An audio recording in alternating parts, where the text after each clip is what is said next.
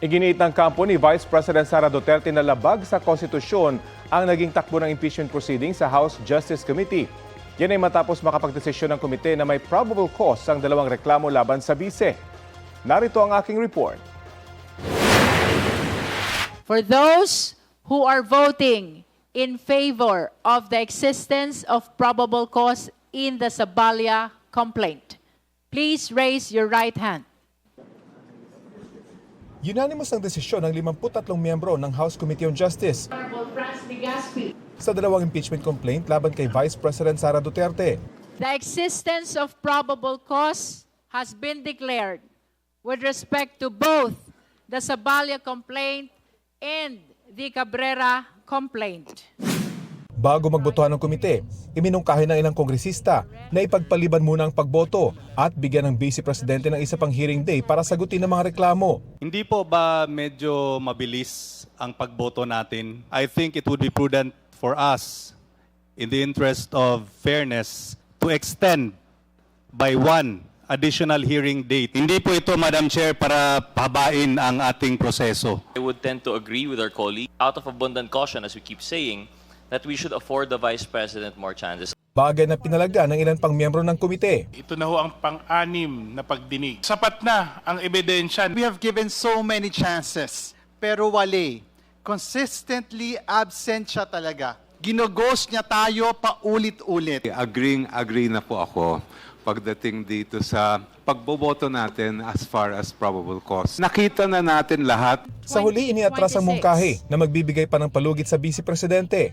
Sabi ng dalawang endorser ng Zabalia at Cabrera impeachment complaint, higit pa sa probable cause o sapat na batayan ang kanilang nakita para ituloy sa paglilitis sa mga reklamo laban sa bise. From the misuse and abuse of confidential funds, bribery of DepEd officials, to the alarming pattern of amassing unexplained wealth, to the gravity of threats and seditious incitement that strike at the very heart of our constitutional order, ito po ay klaro.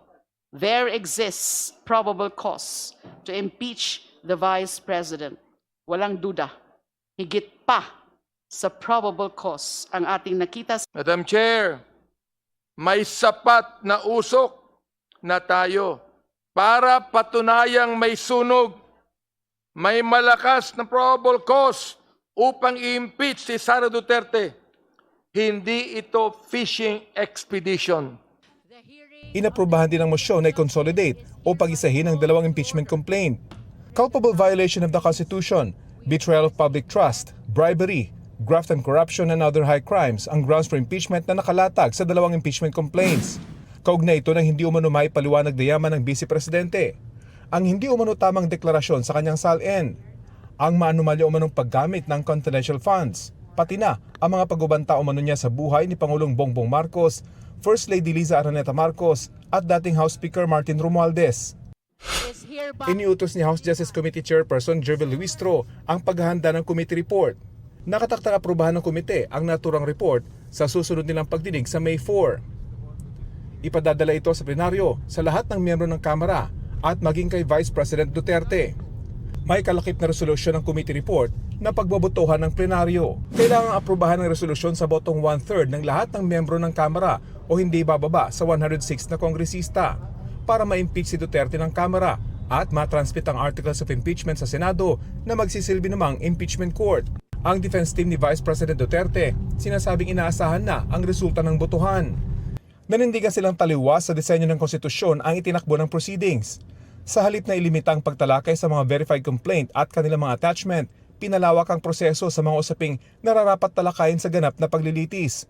Gaya ng mga naunang pagdinig, hindi humarap ang Vice Presidente sa Justice Committee. Ayon sa Office of the Vice President, nagtungo ang Vice sa exhibit tungkol sa mga Vice President ng Pilipinas sa Laguna.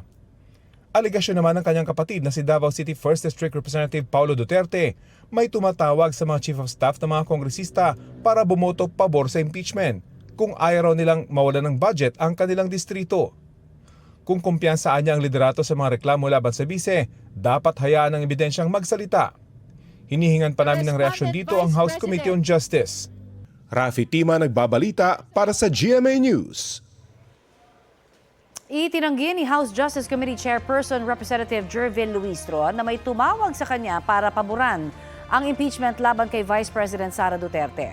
Kasunod po yan ang aligasyon ni Davao City 1st District Representative Pulong Duterte na may mga nagtatawag umano sa mga Chief of Staff ng mga mambabatas para paboran ang impeachment laban sa kanyang kapatid. Kung hindi pumabor, tatanggalin daw ang buong budget ng distrito. Sabi ni Luistro sa panayam ng unang balita sa unang hirit, wala ring tumawag sa kanyang Chief of Staff kaugnay nito.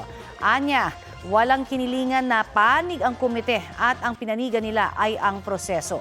Naging impartial at independent din daw sa pagganap sa kanilang tungkulin bilang mga investigador.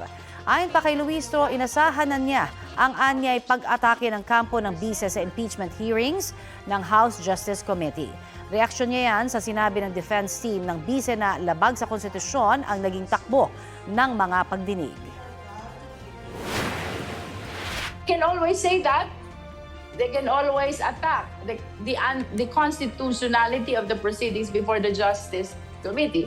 As a matter of fact, we anticipated that since day one of our proceeding. Ang stand ng committee, so long as there is no TRO, so long as there is no injunction, our constitutional duty is to proceed with this impeachment process. Naghihintay para umabante ang mga sasakyan yan sa intersection sa Wano Avenue sa Mandaue, Cebu. Pagka-green ng stoplight, biglang dumiretso ang isang pickup at nabangga ang dalawang motorsiklo sa unahan. Tumilapon ng mga rider at angkas nito. Nang makatayo, tinulungan nila ang isang biktima na pumailalim sa pick-up. Nagtamo ng mga sugat sa katawan ang mga biktima. Naghihintay pa ang traffic police sa desisyon ng mga biktima kung magsasampa ng reklamo laban sa driver ng pick-up. Walang pahayag ang driver. May leads na raw ang National Bureau of Investigation tungkol sa umunoy kinausap na hitman ni Vice President Sara Duterte. Kaugnay po yan sa banta ng bise noong November 2024 na ipapapatay niya ang Pangulo, First Lady at dating House Speaker kapag pinatay siya. Balitang hatid ni Ian Cruz. Ipinalabas sa impeachment hearing ng House Justice Committee ang videong ito ni Vice President Sara Duterte. Ninyong lahat, Martin Romualdez, Lisa Marcos, Bongbong Marcos. Huwag kang mag-alala, ma'am, sa security ko. Kasi may kinausap na ako na tao. Sinabi ko sa kanya, kapag pinatay ako, patayin mo si BBM, si Lisa Araneta, at si Martin Romualdez. No joke. No joke. Nagbilin na ako, ma'am. Pag namatay ako, sabi ko, huwag ka tumigil hanggang hindi mo mapatay sila. And then he said yes. May tuturing daw na inciting to sedition ang pahayag ng Vice Presidente ayon sa National Bureau of Investigation. Based on the investigation conducted by the NBI, complaint referred by the NBI, which includes inciting to sedition, contains all the necessary evidence to prove the essential elements of the crime and should be docketed for preliminary investigation. May tuturing din daw na grave threats ang ginawa ng pangalawang Pangulo. Ang naging findings po ng NBI, the acts of the Vice President constitutes grave threats.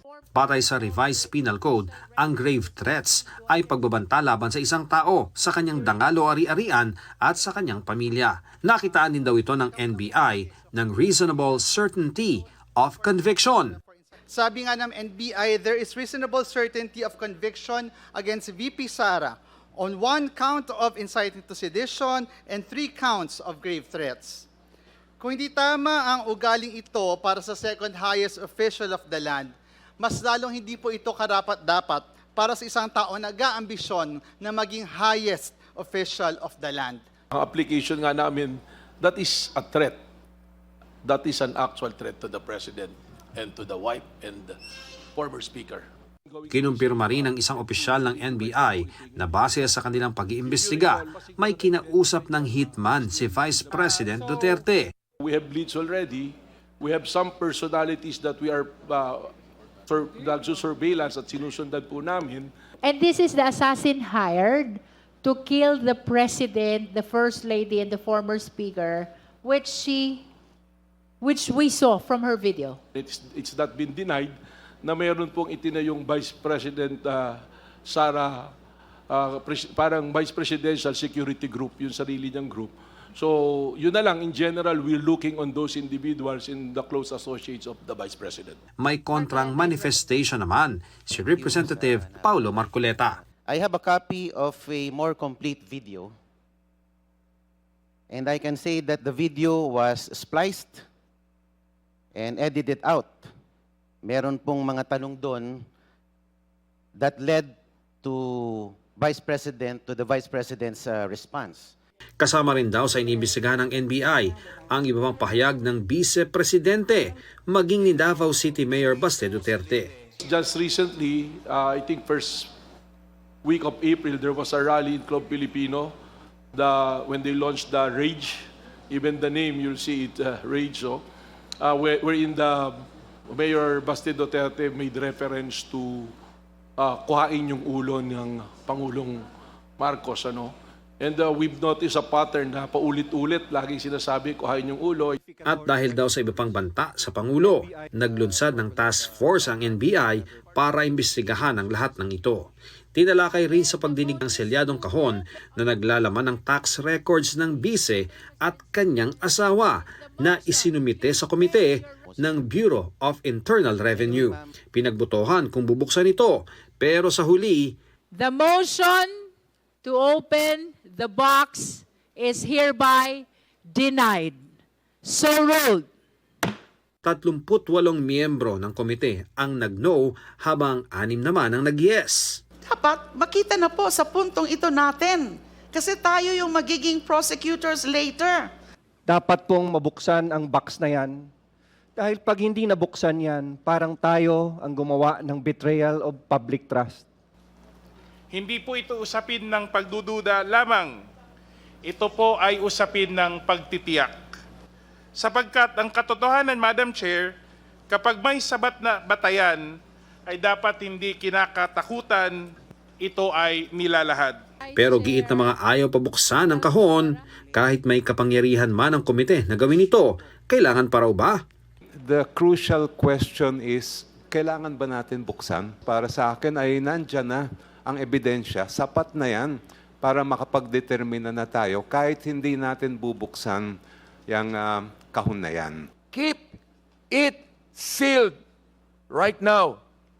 Hayaan natin ang Senado ang magbukas nito bilang bahagi ng impeachment trial para buksan ang katotohanan sa tamang panahon ng paglilitis.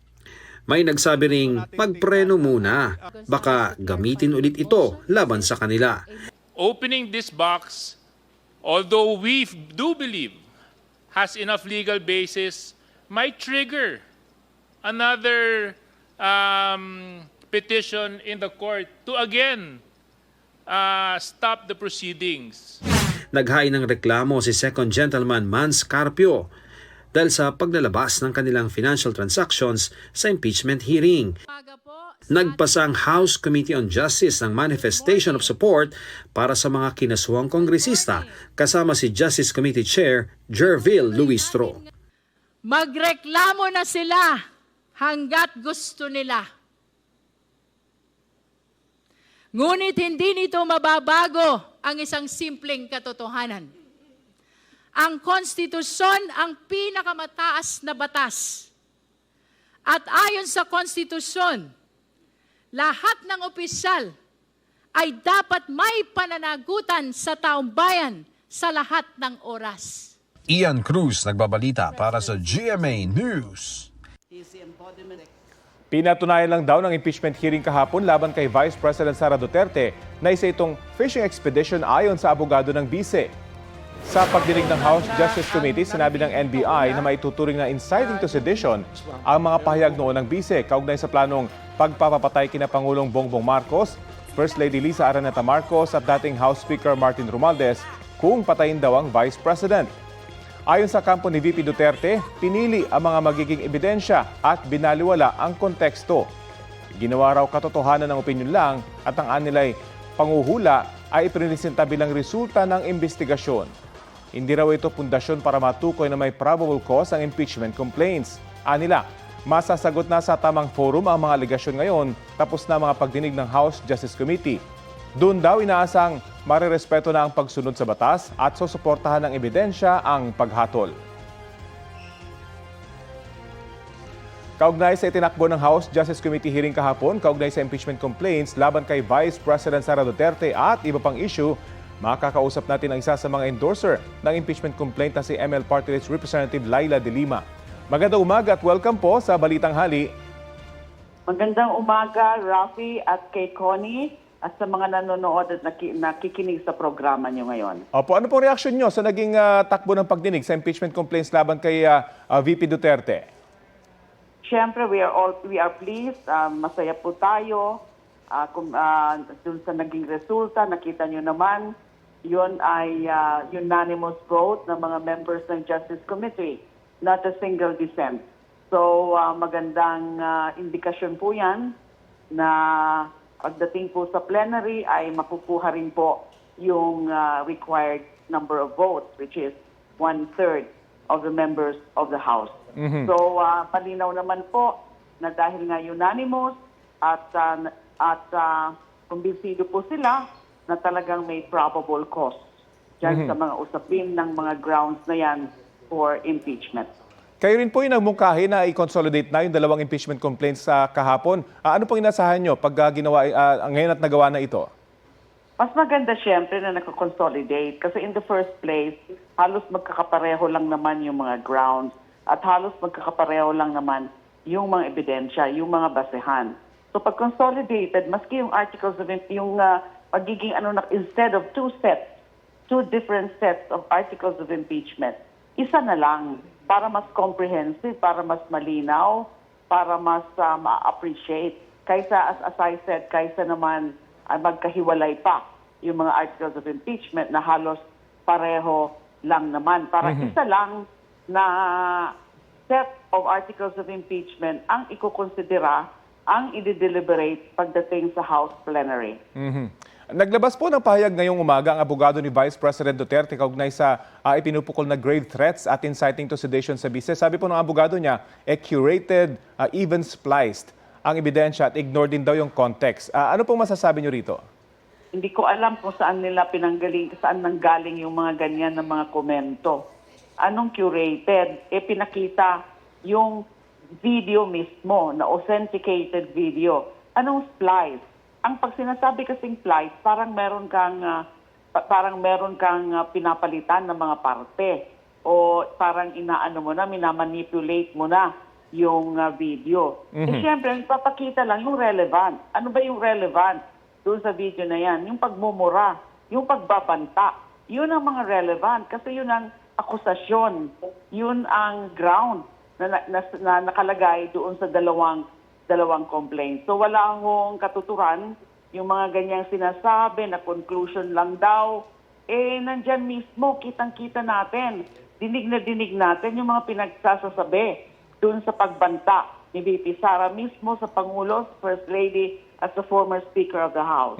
Tapos ang sinasabi naman na fishing expedition, meron din silang sinasabi na fishing expedition na naman daw ito. Alam mo, bukang bibig na nila yung fishing expedition na yan Yan na lang ang ginagamit nilang naratibo para pagtakpan ang katuwagan ni VP Sara na hindi humarap at hindi humaharap sa impeachment proceedings at magpaliwanag sa mga alegasyon ng pananagutan laban sa kanya.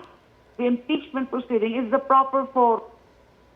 Ginagawa lang nilang mga press releases or press statements katulad yan o yung mga pa-press con lang. And kung respect of law lang din namin naman ang pag-uusapan natin, sila ang hindi gumagalang sa ating konstitusyon. Congresswoman, hindi pagharap ni VP Sara sa impeachment. Ang sinasabi niyo po at most pagdating dun sa video, pinaikli lang yung video para makuha yung relevant lang ng information. Pero hindi ba mas maganda kung isinama yung mga tanong ng mga nasa presscon para mas magkaroon ng konteksto kung bakit sinabi yon ng Vice Presidente? Well, kailangan pa ba ng konteksto na malinaw naman na yun ay pagbabanta? That was a threat. At saka yung pag-meltdown. Para lang, for emphasis. And the prerogative naman yon, karapatan naman yon, choice naman yan, nung nag-prepare ng mga video na yan, na yun ang mga ipakita kasi yun talaga ang pinaka-relevant. And yung context is malinaw naman yung context. Na kailangan pa bang sabihin yun? Yung context is that nandun siya sa online press con na yan at nanggagalaiti siya dahil sa pag-detain ng kanyang chief of staff, si Attorney Sudayka. So, ang context is galit na galit siya, umuusok yung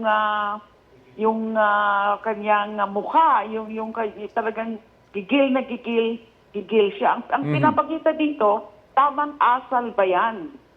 Na nag-threaten ka. That is an assassination plot. That is a threat to assassinate. Hindi ka makakakita niyan sa buong mundo. Na yung mismong Vice President openly and publicly threatening the highest official of the land.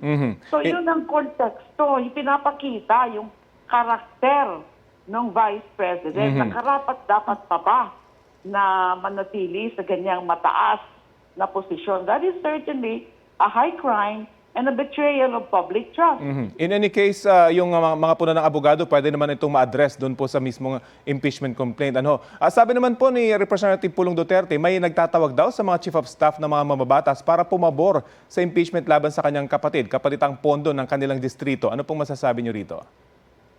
Malaki naman pong insulto yan doon sa mga bumoto. As I said, nakita po natin, unanimous. Malaking insulto po yan na parang merong incentive na para makaboto in favor of finding of probable cause, yung pagtatawag na parang may undue influence. I don't think that's true. Ako, wala naman ako natanggap na tawag. So you can ask if, and I don't think totoo po yan.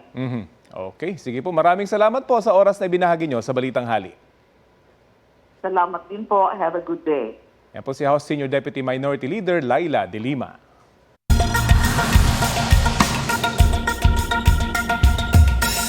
Pasintabi po sa susunod na balita, hinukay na isang lalaki mula sa libingan ng katawan ng namatay niyang kapatid at dinala ito sa isang bangko sa Odisha, India. Pabalik-balik na raw kasi sa bangko ang lalaki dahil sinusubukan niyang i-access ang bank account ng kapatid niyang pumanaw sa sakit noong Enero. Para ma-withdraw ang mahigit 19,000 rupees o katumbas ng mahigit 12,000 pesos na laman ng account, inihingan siya ng mga kaukulang dokumento gaya ng death certificate. Hindi naintindihan ng lalaki ang proseso kaya hinukay niya ang katawan ng kanyang kapatid at ipinresienta sa bangko bilang tugon sa hinihinging proof of death. Ayon sa Indian authorities, miyembro ng isang tribu ang lalaki at illiterate umano sa mga proseso ng bangko. Bigo rin daw ang bank officials na maipaliwanag ng maayos ang proseso sa lalaki. Tinulungan ng mga otoridad ang lalaki at tiniyak na makukuha niya ang pera mula sa bangko. Nakumpirma rin siya na lang ang tanging surviving claimant ng bank account. Nailibing na ulit ang bangkay ng kanyang kapatid.